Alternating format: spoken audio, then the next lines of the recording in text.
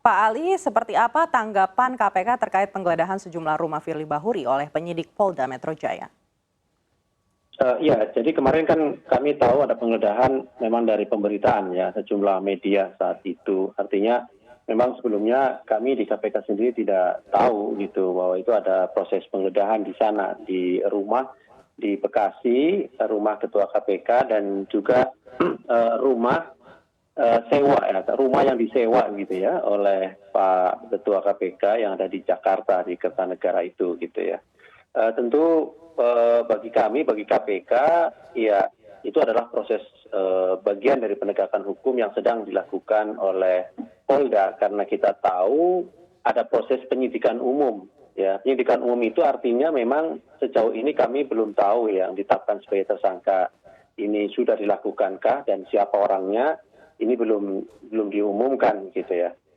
Tetapi memang proses penyidikan ini berbeda dengan di KPK. Ketika KPK mengumumkan proses penyidikan pasti ada tersangkanya. Kalau di penegak hukum lain seperti kepolisian dan kejaksaan itu ada istilah penyidikan umum. Jadi belum ada ditetapkan tersangka. Tapi memang proses itu sah ya sepanjang ada surat perintah penyidikan.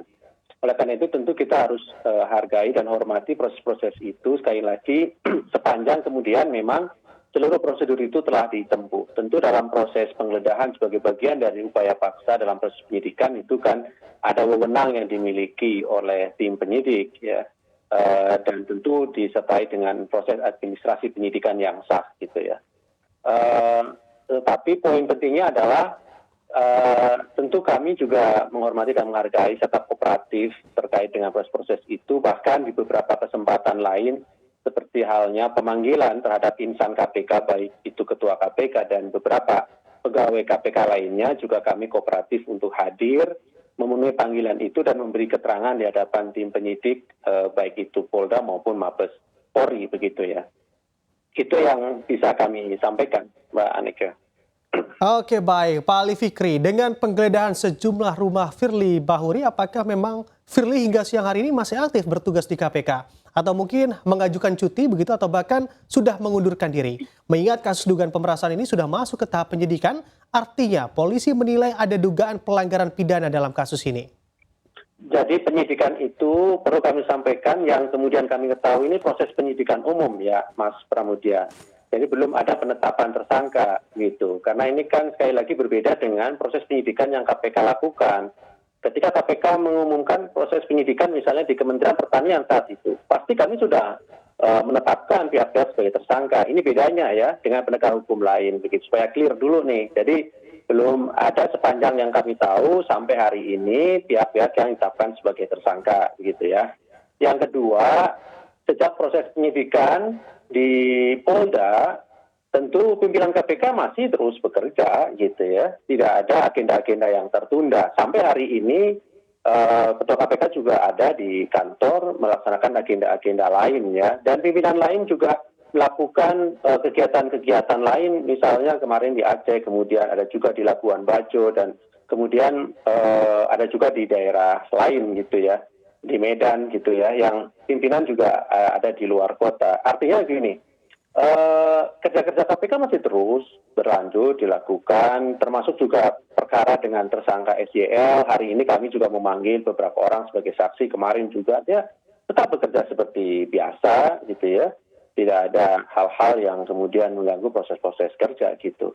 Tapi pada prinsipnya sekali lagi bagi kami ya sepanjang kemudian proses-proses itu dilakukan sesuai dengan kewenangan dan aturan mekanisme yang dilakukan oleh Polda ataupun Mabes Polri, kami mengikuti dan kooperatif